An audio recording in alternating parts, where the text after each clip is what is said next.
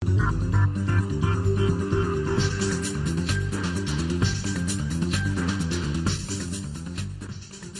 26 mars 1991, 26 mars 2014, 23 ans que le Mali a inauguré l'ère de la démocratie au prix du sang, devoir de mémoire et d'hommage aux martyrs de la Révolution et pour Ibrahim Boubacar Keïta, leur sacrifice n'a pas et ne saurait être vain. »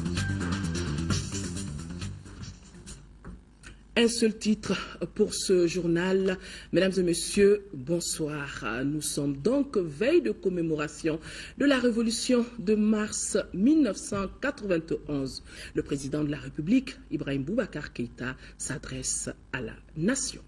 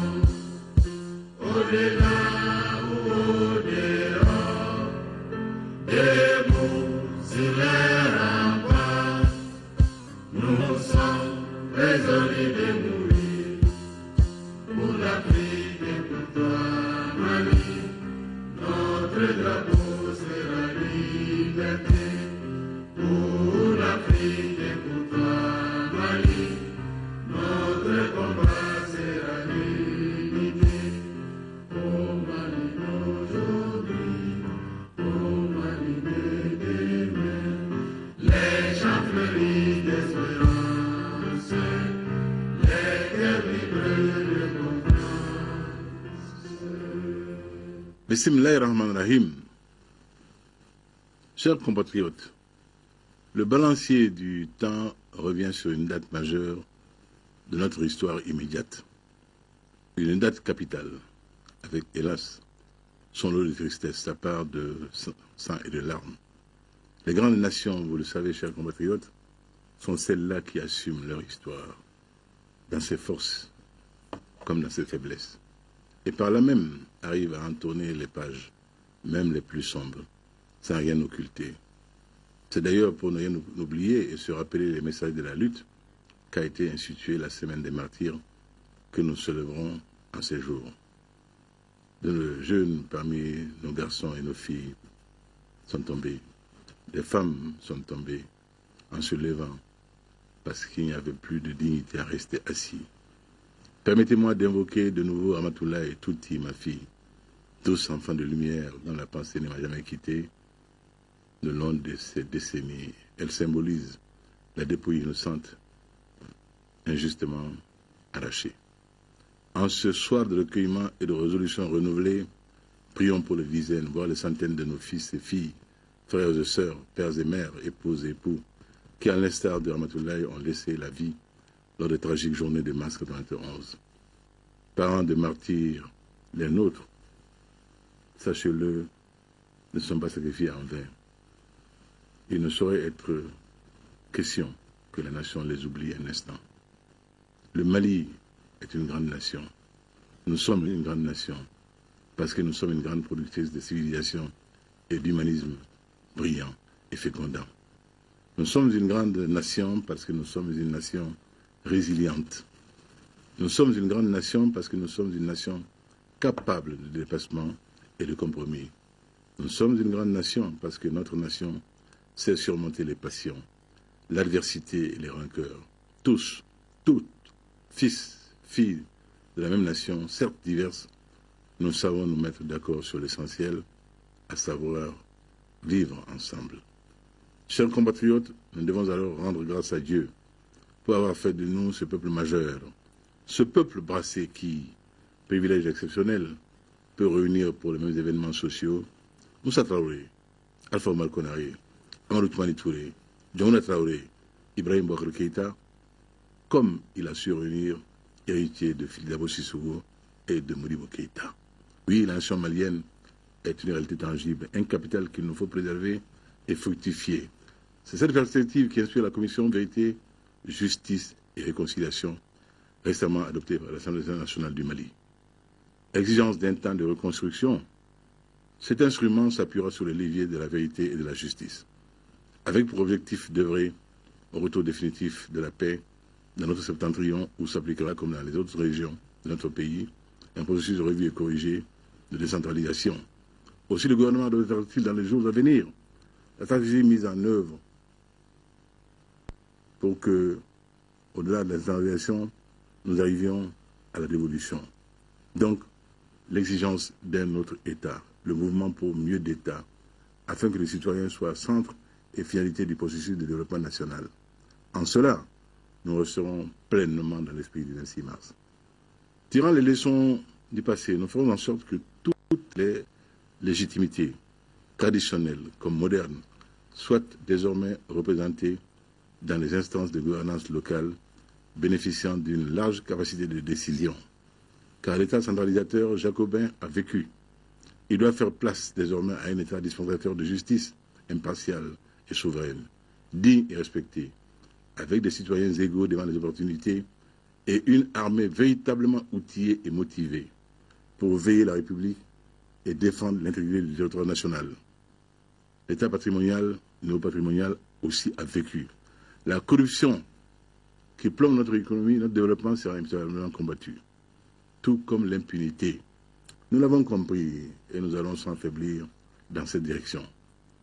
Elle ne sera pas celle de réformes cosmétiques, mais d'une modification profonde de notre rapport à l'État et du rapport de l'État aux citoyens. En cette veille du 26 mars, occasion solennelle de commémoration de la révolution malienne, qui a permis les dialogues avec la rébellion d'alors, puis la signature historique du pacte national en 1992, je veux renouveler mon appel au mouvement rebelle du Nord, qu'ils viennent autour de la table, qu'ils acceptent sans atermoiement et sans subterfuge le dialogue qui nous permettra de valider un avenir mieux assuré pour nos régions septentrionales aux vulnérabilités hélas réelles, qu'ils fassent en sorte qu'apaisés et mobilisés, nos frères et sœurs des camps de réfugiés puissent envisager sans tarder le retour dans leurs sites respectifs. Mais qu'ils viennent à ce dialogue tant attendu avec la certitude que l'État restera unitaire, un et indivisible. Chers compatriotes, le 26 mars 1991, la jeunesse était debout, certes pour exiger le pluralisme démocratique, devenu depuis une réalité dans notre pays, même s'il reste perfectible. Mais chez nos jeunes, il y avait également en lame de fond le désir d'avenir, d'un avenir différent, légitime et garanti. L'école et l'emploi sont les principales garanties de cet avenir. En 1994, un effort volontariste et méritoire avait créé l'Université du Mali, bien des décennies après les premières universités coloniales africaines. Fourabé Collège à Freetown, c'est à Léon, créé en 1827, Makerere Université créée en 1922, Legon Université créée à Accra au Ghana en 1943, l'Université de Dakar créée en 1957, Lux Sommet Alex, Dakariensis Universitatis. Notre université nouvellement créée était de bien loin la cadette de l'Université du Niger créée en 1974, l'Université du Tchad créée en 1971, pour ne citer que l'exemple de ces deux pays qui partageaient avec le Mali les mêmes caractéristiques socio-économiques. C'est dire donc que notre université est une jeune université. Il fallait donc oser, et nous avons osé, comme vous aimez le dire. Mais nous ne mettons pas, chère jeunesse, pour autant la tête sous le sable. Nous savons que notre enseignement supérieur souffre de tares gravissimes, voire congénitales, qu'il faut immédiatement éradiquer, tant dans les domaines de la gouvernance, de la pédagogie, que de l'articulation formation-emploi. Les journées nationales de concertation incessamment prévues sur l'avenir de l'enseignement supérieur seront pour nous un moment de refondation du secteur vital de l'éducation. Aucun ordre d'enseignement durant notre mandat ne sera oublié, Inch'Allah. Nous ausculterons, nous échangerons, nous proposerons les justes remèdes et nous nous assurerons que ceux-ci seront correctement administrés, car le Mali peut et doit être au niveau des pays performants. Nous donnerons à notre jeunesse une chance à l'employabilité avec une formation de qualité, Inch'Allah. Mais l'éducation ne suffira pas, nous le savons. Notre économie doit être en mesure de répondre à la demande sociale en gagnant elle-même le pari de la performance, en faisant en sorte que toutes les niches d'opportunités soient exploitées. Avec notre formidable potentiel agricole, pastorale, halieutique, l'entrepreneuriat rural doit être une réalité palpable dans les courts et moyens termes et concourir à la masse critique de richesse à la disposition de nos ambitions. Les PME et PMI maliennes doivent voir le jour et marquer l'apport irremplaçable de nos couches moyennes à l'émergence du Mali. Cette émergence, nous n'avons de cesse de le dire, est dans l'ordre du réalisable. Tous les partenariats requis pour nous, pour cela, seront noués. Le gouvernement est mobilisé à cette fin. Premier ministre, ministres, ils seront tous debout pour le projet du Mali émergent. Quant à nous, nous irons partout, pour que tous ces partenariats soient une réalité entre les mains d'une nation industrieuse qui était à la pointe hier des marchés du sel, de l'étoffe et de la cola, et qui a tous les ressorts pour redevenir une nation phare. Pays de foi, de dialogue et de solidarité qui a donné au monde le Sénankuya, ce cousinage à plaisanterie que tant de nations nous envient. Le Mali éprouvé et renoue avec sa volonté d'aller de l'avant, grâce à Dieu, grâce au grand peuple que nous sommes. Puisse-t-il rayonner en Afrique et dans le monde, comme il le fit hier, pour que puissent nos martyrs dormir en paix. Vive la République, vive le Mali.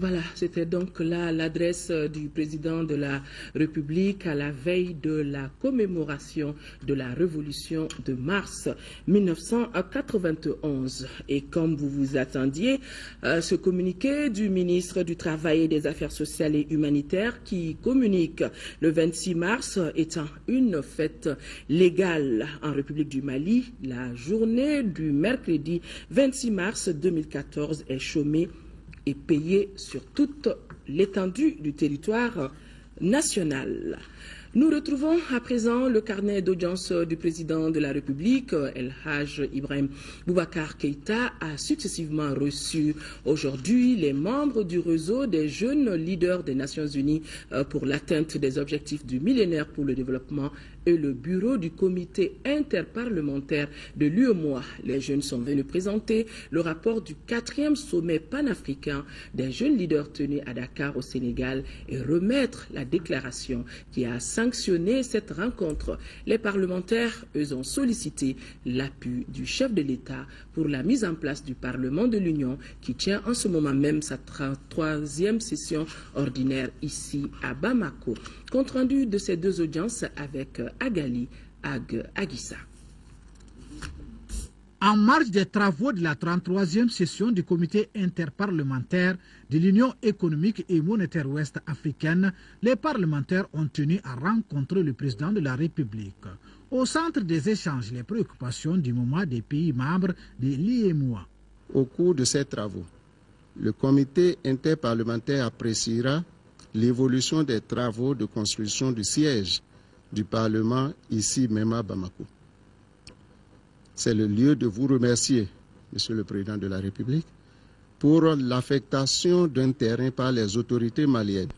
Nous avons besoin de votre soutien et nous souhaiterions que vous soyez notre porte-parole auprès de vos pairs en vue de l'installation rapide de cette institution. Des réalisations qui permettront de donner un coup d'accélérateur à l'élan de solidarité déjà enclenché entre les peuples des pays de l'Union. Les défis sont multiples et importants pour booster l'économie des pays membres de l'Union. Je sais que beaucoup a été fait pour chaque jour, chaque année, ancrer davantage, faire encore davantage participer nos populations à l'effort d'intégration.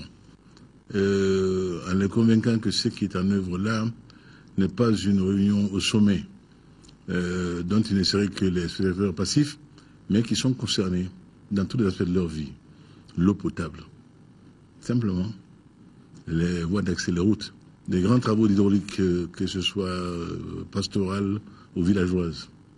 En fait, tout ce qui est entrepris aujourd'hui pour faire en sorte que notre espace soit effectivement un espace de solidarité, de vivre en commun, d'affronter ensemble les défis qui nous sont opposés, et ils sont nombreux. Les questions de sécurité ne sont pas les moindres. Auparavant, le président avait rencontré les représentants du réseau des jeunes leaders des Nations Unies pour l'atteinte des objectifs du millénaire pour le développement. Le compte rendu du 4e sommet panafricain des jeunes leaders tenu à Dakar et la déclaration des participants ont été remis au président Ibrahim Boubacar Keïta. Cette délégation a tenu à venir vous remettre ce matin le rapport du sommet de Dakar, mais aussi la déclaration, et vous notifier que la jeunesse africaine a décidé de vous demander de bien vouloir être son porte-parole auprès de l'Union africaine et des Nations Unies, dans le but de faire la promotion de cette déclaration. Cette déclaration prend en compte toutes les préoccupations et la vision des jeunes dans le cadre des objectifs de développement post-2015. Une occasion pour le président, soucieux de l'avenir des jeunes, de leur prodiguer des conseils. Ayez confiance en vous. Ayez confiance en vous. N'ayez aucun complexe. Surtout, lisez. Il n'y a rien de mystérieux aujourd'hui. Tout a déjà été écrit et fait. Il faut y pénétrer, il faut le savoir. Et quand vous le savez, vous n'avez pas de complexe. Si vous savez, je vous assure que vous serez partout à l'aise. Partout à l'aise. Il n'y a aucun mystère. Je dis à la jeunesse, il faut toujours lire. Vous devez être assidu, vous devez être discipliné, vous devez savoir que le maître est le maître. Ce n'est pas le Dieu, mais il vous apprend quelque chose. Le président a félicité les jeunes leaders pour leur engagement pour l'atteinte des OMD, tout en leur réitérant son soutien indéfectible. Autre endroit, autre audience, celle accordée par le président de l'Assemblée nationale au représentant spécial de l'Union africaine au Mali et l'envoyé spécial de la Suisse pour la médiation dans la crise malienne. Avec les deux personnalités, le président de l'Assemblée a abordé des questions spécifiques de la stabilisation du Mali et de sa croissance économique. Compte rendu signé Youssouf Diakité. Les hauts représentants de l'Union africaine pour le Mali et le Sahel étaient là pour un message bien défini.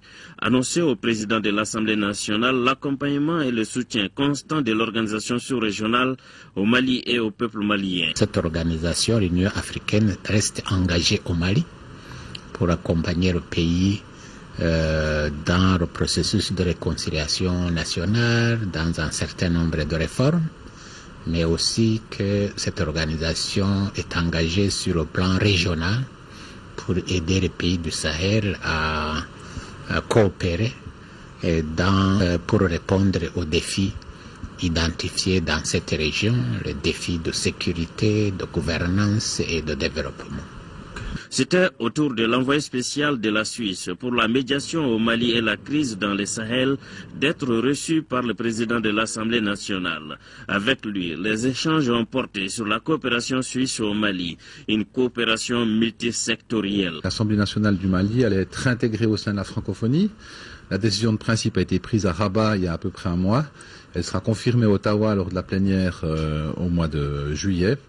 Et une mission d'information de la part de l'APF viendra prochainement, ces prochaines semaines, rencontrer le président pour voir l'aide que peut apporter l'APF à la reconstitution du Parlement malien, qui est certes reconstitué, mais il y a des aides techniques et logistiques qui peuvent être apportées. Et c'était l'occasion d'évoquer avec le président de l'Assemblée, qui est un personnage extrêmement important au niveau du pays, le rôle que joue la Suisse, qui est un pays ami du Mali depuis près de 40 ans. Tous conviennent qu'aucun État seul au monde ne peut faire face aux menaces terroristes.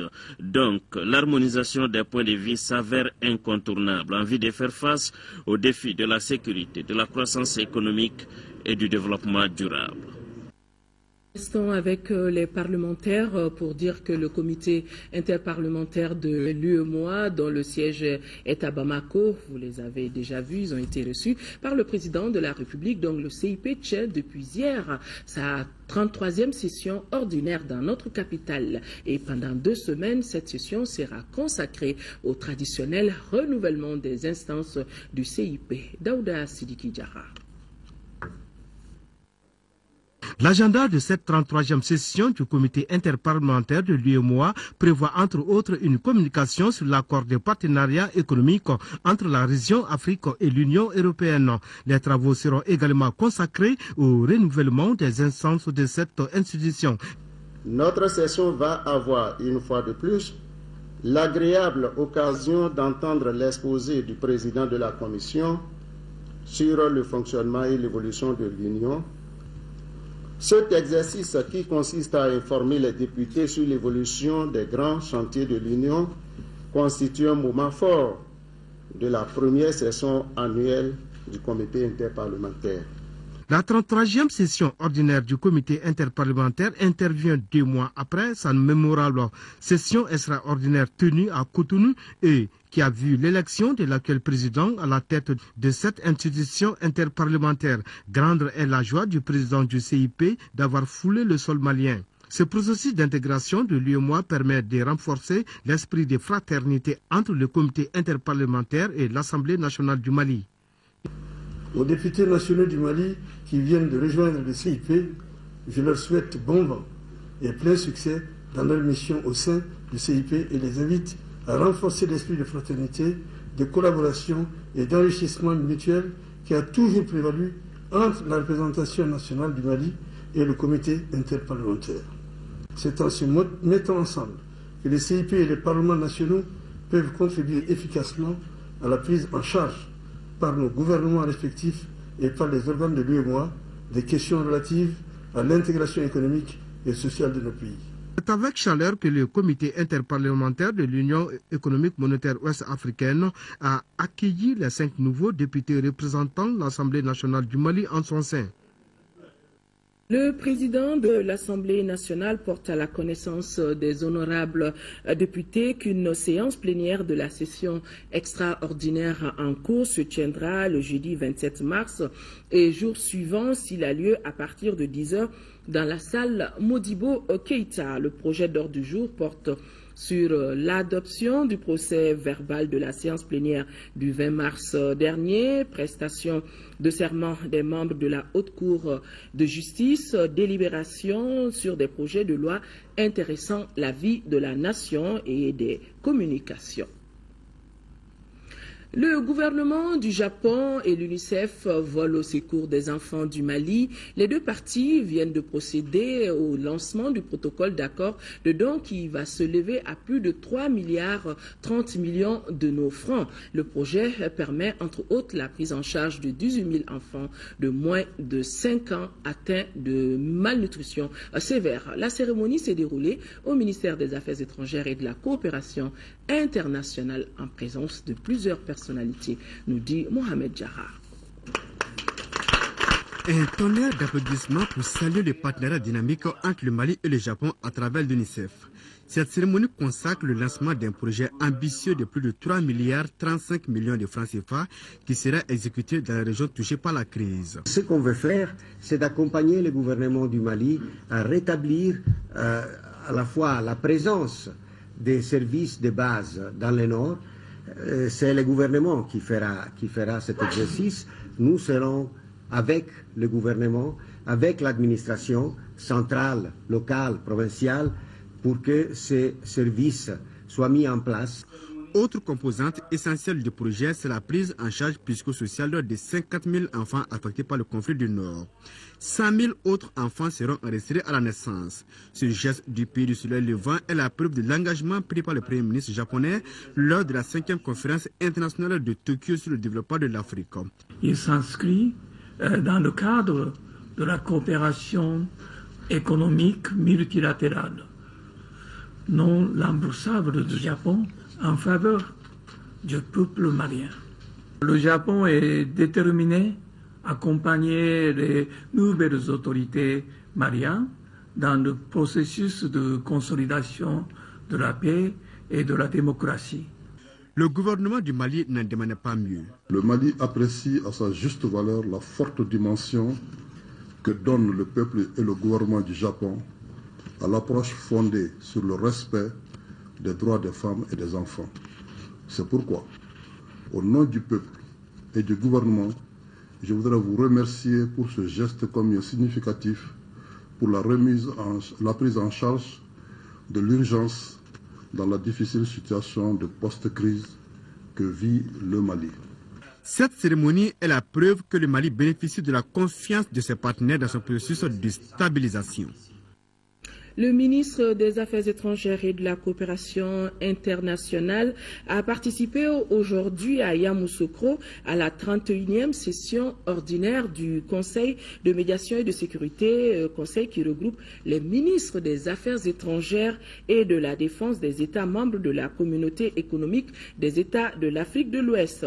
Cette rencontre d'une journée a salué l'évolution positive de la situation politique et sécuritaire au Mali et a examiné le processus de transition en Guinée-Bissau devant déboucher sur des élections présidentielles et législatives en avril prochain.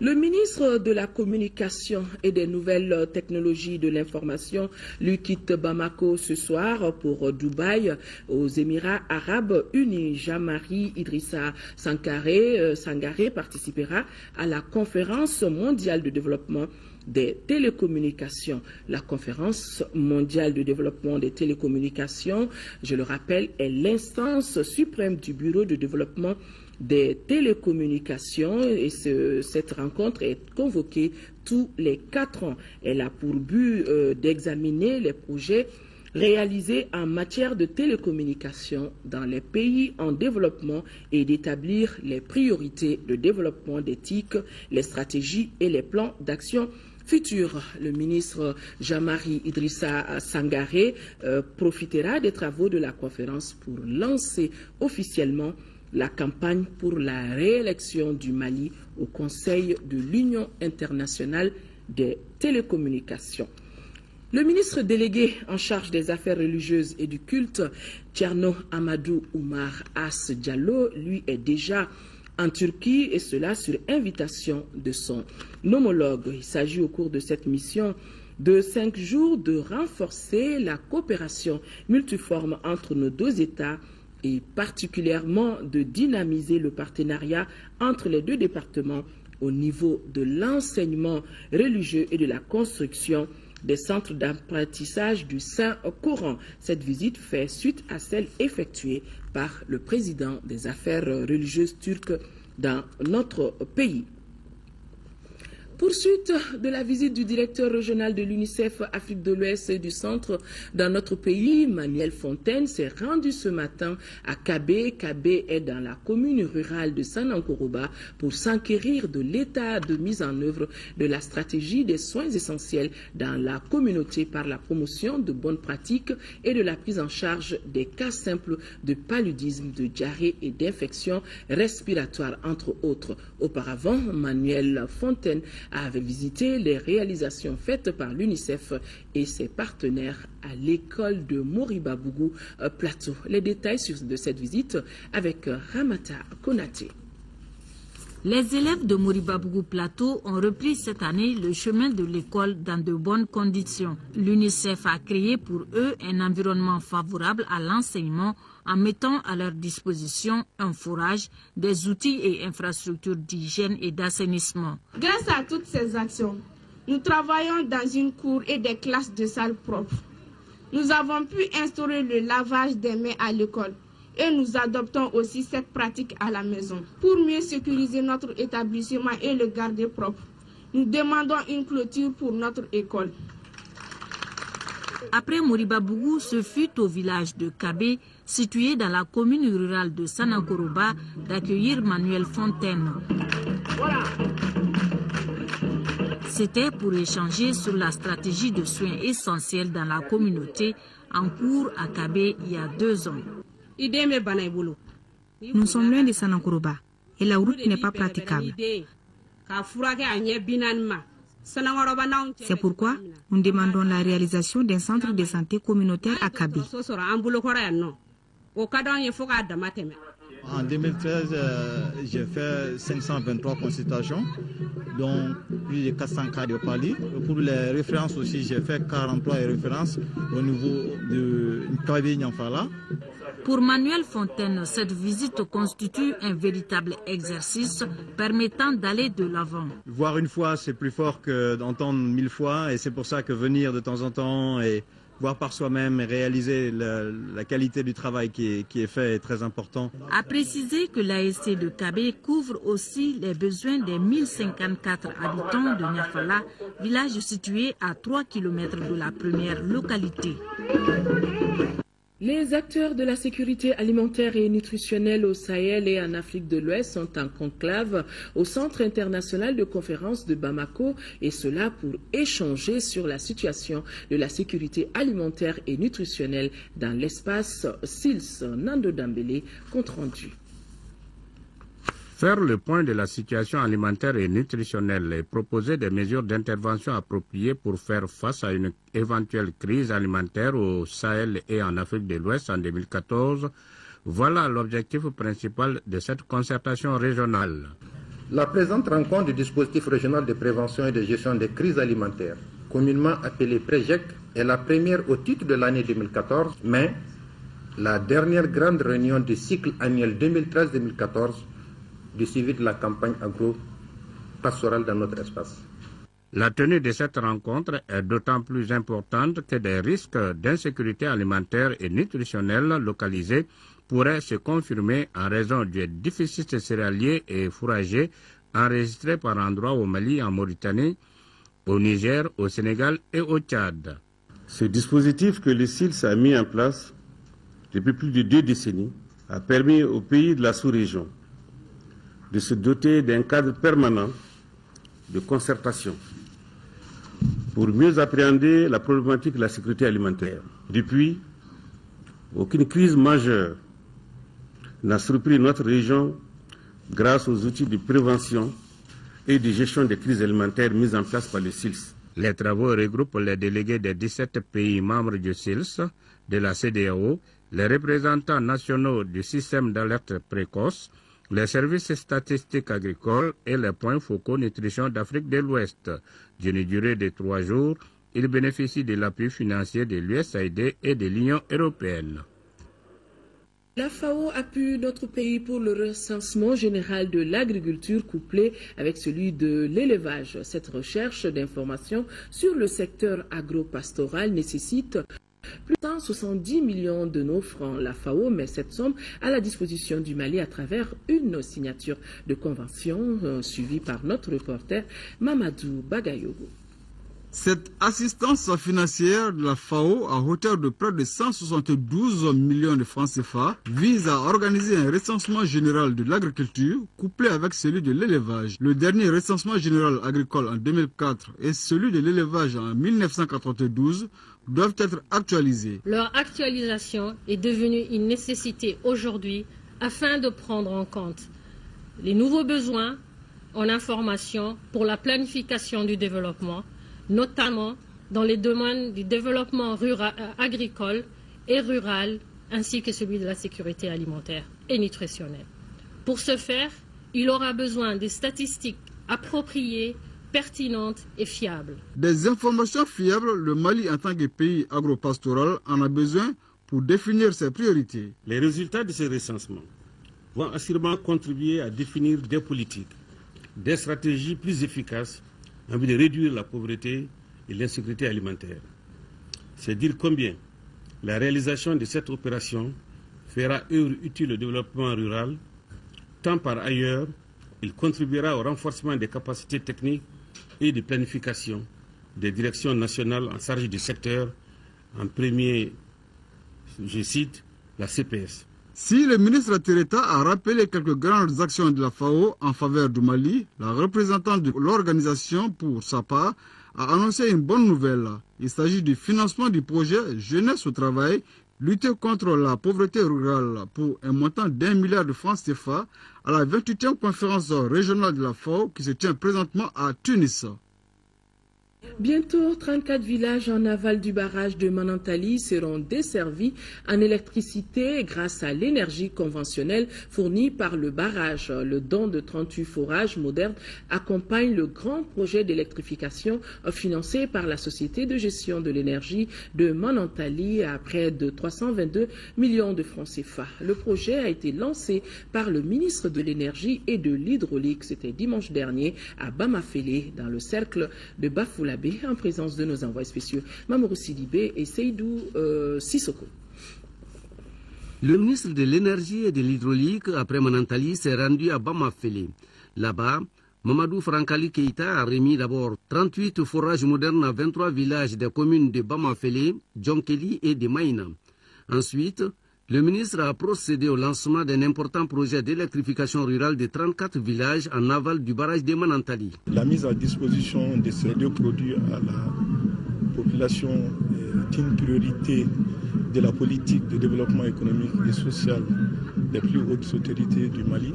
Ces remises vont contribuer à accroître le taux de desserte de ces deux produits. Avec ces forages qui contribuent à atténuer le déficit hydrique dans le Bafi et l'électrification de ces villages, la Société de gestion de l'énergie de Manantali, SOGEM, apporte sa pierre dans l'atteinte des objectifs du millénaire pour le développement. Les travaux dont vous lancez le démarrage tout à l'heure consistent en la construction des réseaux de moyenne tension, basse tension et d'éclairage public dans les localités. Le maire de Bamafélé est fier de ces gestes, a tout de même formulé d'autres doléances. Vous avez vu qu'aujourd'hui on lance pour 5 communes, mais il y a 29 autres communes qui sont prévues pour 2015 et les autres doléances qui ont été citées font partie des préoccupations de l'Organisation pour la mise en valeur du fleuve Sénégal. Le délai d'exécution des travaux d'électrification est de 3 mois.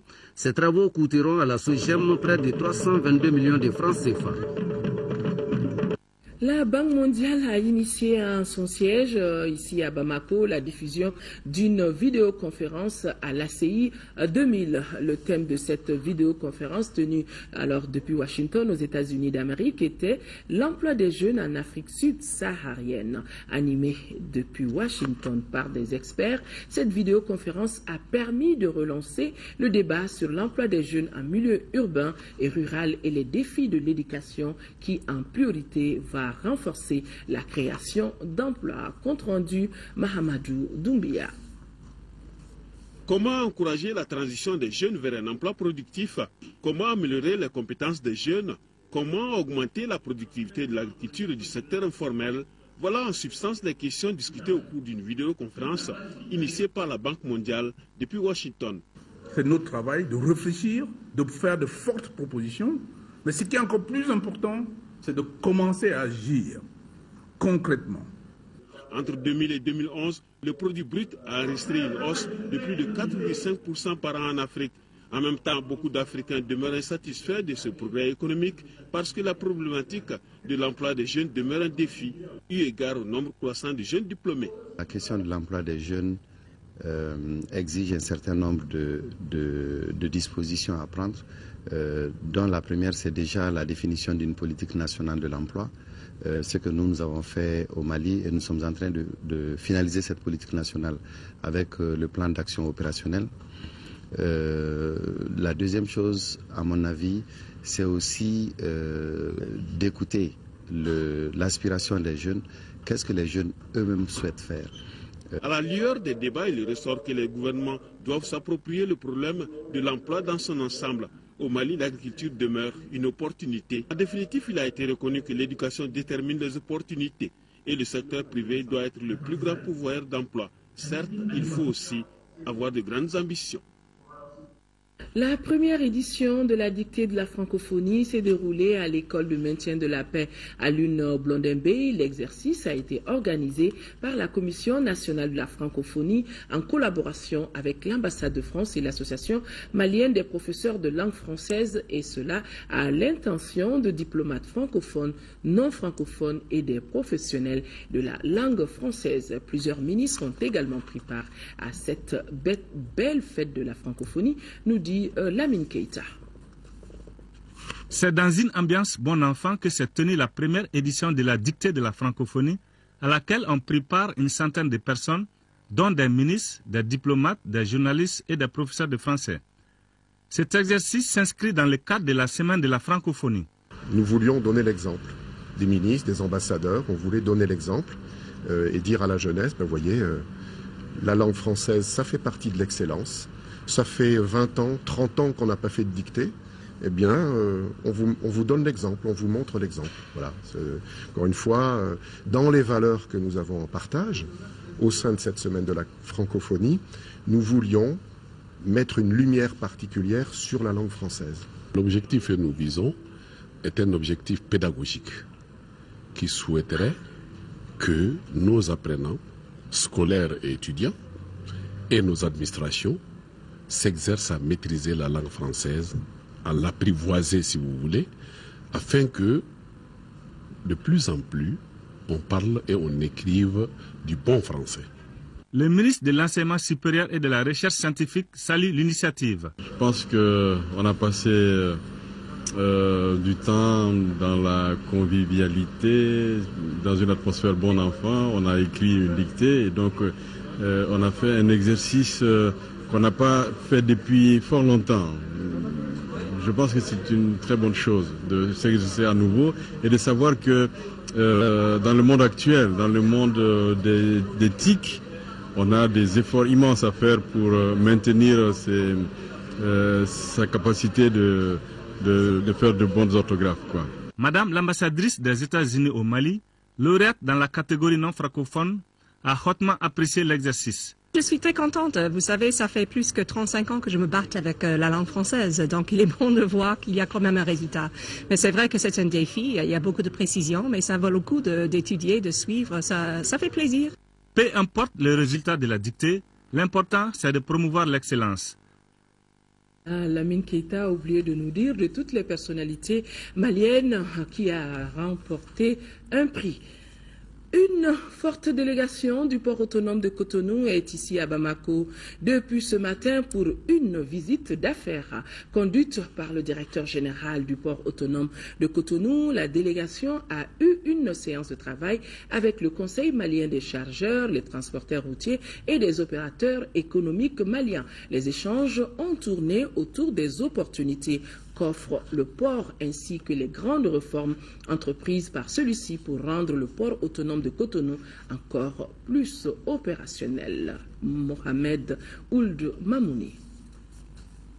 Expliquer les opportunités qu'offre désormais le port autonome de Cotonou, exposer les différentes réformes enregistrées, voilà entre autres les objectifs de cette visite d'affaires d'une délégation du port autonome de Cotonou à Bamako. Cette visite est importante pour la partie béninoise quand on sait que le corridor Bamako-Cotonou est peu fréquenté par les opérateurs économiques maliens. Le trafic du Mali représente 2%. Or, nous savons que le Mali peut faire plus. Aujourd'hui, le trafic du Mali est essentiellement axé sur les hydrocarbures. Près de 85% du trafic généré par le Mali est consacré aux hydrocarbures. Nous souhaitons que les opérateurs économiques maliens diversifient ces trafics-là et viennent parce que le port de Cotonou, ce n'est pas seulement le port du Niger, ce n'est pas seulement le port du Burkina, mais c'est également et surtout le port du Mali. L'opération de séduction du port autonome de Cotonou a bien réussi. Les opérateurs économiques maliens ont pu constater les avancées notoires enregistrées par le port. Au niveau du port, ils vont certainement allonger les délais pour la marchandise malienne.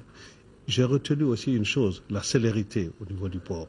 J'ai retenu une autre chose qui est importante, qui faisait le handicap du port de Cotonou, c'est qu'il n'y avait pas de parking pour les camions. Mais aujourd'hui, les camions peuvent venir et en 7 heures de temps être chargés et sortir du port. C'est quelque chose de presque pas vu dans la sous-région. Il est prévu demain une autre rencontre entre les deux parties. Une rencontre qui permettra de poursuivre les échanges et de recenser les différentes préoccupations des opérateurs économiques maliens et voir dans quel sens apporter des solutions. Le Centre de recherche et de lutte contre la drépanocytose a tenu sa première session extraordinaire à l'ordre du jour, examen et adoption du projet d'établissement quinquennal. Et le budget alloué à ce projet d'établissement est estimé à plus de 9 milliards de francs CFA. Fatoumata Kone, compte rendu. Planifié pour 5 ans, le projet d'établissement du Centre de recherche et de lutte contre la drépanocytose, CRLD, doit être adopté et amendé par les administrateurs. Un projet quinquennal inscrit à l'ordre du jour de cette première session extraordinaire du centre. Ce projet d'établissement quinquennal est un projet qui fait d'abord une analyse de situation et à partir de là a bâti un plan d'opération et les financements afférents. Pour tout ça, il nous faut à peu près un peu plus de 9 milliards et demi de francs CFA. Et quels sont les enjeux? La lutte contre la drépanocytose doit être une priorité pour tous les États, comme la recommande l'OMS. Pour ce faire, les administrateurs proposent. Et c'est autour d'objectifs, 2 objectifs essentiels. Le premier objectif, c'est de renforcer les capacités de recherche et de formation du centre en tant que PST. Et le deuxième objectif, c'est de développer les capacités de prise en charge de la drépanocytose au Mali. Les enjeux du centre sont extrêmement importants, c'est d'aboutir à une pérennisation de son concept nouveau qui est de faire accéder tout le monde, pauvre, riche, l'intérieur ou l'extérieur, à des soins de qualité. C'est ça l'équité dans les soins. Il doit à ce titre être encouragé, appuyé pour contribuer à l'offre des soins spécifiques aux drépanocytaires, y compris les soins les plus innovants, et développer la recherche et la formation. Il doit par ailleurs s'ériger à terme en centre d'excellence dans la lutte contre la drépanocytose en Afrique. Les actions du centre sont soutenues par la Fondation Pierre Fabre et la Principauté de Monaco. C'est dans ce cadre qu'un protocole d'accord de financement des initiatives a été signé par la Fondation et la Principauté de Monaco. La problématique de la place et du rôle de la femme sur le chemin du dialogue constructif et de la reconstruction de l'État du Mali post-crise était au centre d'une conférence organisée par Benso, un creuset de plus de 100 femmes leaders. Pour la présidente de l'association Benso, Makalou Bintoukone, il est un devoir des associations de la société civile et politique de contribuer à la construction nationale. Elle est au micro de Aldjouma Tina. Il s'agira à travers cette conférence débat d'apporter notre pierre à la reconstruction nationale, au dialogue constructif et à la réconciliation des fils et des filles de notre chère patrie, le Mali. En effet, vu la place combien importante de la femme en tant que mère, épouse, sœur, fille, éducatrice et conseillère, en ce moment où le Mali est en train de sortir d'une crise sans précédent, crise qui a surtout affecté les jeunes et les femmes, nous pensons que c'est du devoir de chacune, de tous, d'engager la réflexion et l'action autour du renforcement de la paix et de la cohésion sociale. La libération des villes et campagnes du Nord, des mains des bandits armés, des djihadistes, redonne espoir aux braves femmes, aux braves populations, non seulement maliennes, mais de l'espace saharo-sahélien. Aussi, les femmes qui représentent plus de 51% de la population doivent jouer leur partition dans cette reconstruction nationale, voire régionale. Car il y a de notre point de vue beaucoup à faire et à refaire. En 5e région, la salle de réunion de l'hôtel Kanaga de Mopti a servi de cadre au forum multi-acteurs sur la gouvernance de la sécurité au Mali et le forum a regroupé l'ensemble des acteurs de la société civile, des pouvoirs publics et des partenaires au développement impliqués dans la gouvernance de la sécurité. Aminata Touré depuis Mopti. Ce forum multi-acteurs de Mopti s'inscrit dans une nouvelle perspective qui vise à produire des propositions concrètes pour l'ensemble des acteurs, État, société civile, collectivités acteurs politiques entre autres, en vue d'aboutir à une stratégie durable de sortie des crises au Mali. Mopti est le lien entre le nord et le sud du pays. Et puis Mopti a subi les conséquences, les effets, disons, de toutes les régions occupées. Donc la question de la sécurité, dans ces différents aspects, se sont posés dans le cas de Mopti. C'est ce qui a motivé le choix de Mopti. Dans le cadre de ce forum multi-acteurs, avec les différents acteurs, pour qu'ensemble nous regardions comment on peut réfléchir par nous-mêmes sur les questions de la sécurité pour éviter que ce qui s'est passé dans notre pays se reproduise. Ce forum multi-acteurs est la première étape d'une initiative globale sur la sécurité dont l'étape suivante se déroulera à Bamako. Je voudrais ici vous réaffirmer tout le soutien du gouverneur de la région de Mopti et nos encouragements. J'espère fortement que les conclusions de votre travaux contribueront à faire des propositions concrètes à l'État, aux partis politiques, aux organisations de la société civile, aux partenaires au développement de notre pays en vue de retour à la paix et à la réconciliation des cœurs et des esprits et la stabilité de notre pays. Le forum multi-acteurs sur la gouvernance au Mali est un espace de dialogue ouvert en juin 2008 à la suite d'une dynamique de réflexion sur la gouvernance légitime amorcée dans le cadre d'un colloque international, interdisciplinaire et interacteur. L'armée malienne, suite à la patrouille d'envergure initiée dans la localité de Tamkoutat, vient de mettre la main sur un lot de matériel de guerre appartenant aux combattants du Moujao. Ces matériels ont été récupérés dans une forêt située au nord de Tamkoutat. Cette moisson de nos forces armées ne fait que réduire la capacité d'attaque de l'ennemi. Des détails avec le lieutenant-colonel Adama Diarra, qui est l'adjoint au commandant du PC Maliba, basé à Gao, et il est au micro de Boubacar Bablin Touré. Le 6 février 2014, suite aux tueries de Tamkoutat, l'opération Maliba a initié une opération de patrouille de longue durée dans la localité de Tamkoutat. Cette patrouille a découvert des matériels de guerre dans la forêt de Inabaka, à 5 km au nord de Tamkoutat. Les matériels de guerre récupérés se composent comme suit. 6 tubes de BM21, dont 3 sont adaptés à la tourelle. Ensuite, une roquette de 85 mm. Les matériels de guerre sont supposés appartenir au Moujao parce que le secteur, la zone dans laquelle le matériel a été découvert, c'est la zone de prédilection du Moujao. Je demande plus de coopération à la population auprès des forces armées pour nous faciliter l'accomplissement de notre mission parce que nous sommes actuellement à l'étape de stabilisation de l'opération Maliba. Cette opération demande forcément l'implication de la population pour nous faciliter notre tâche.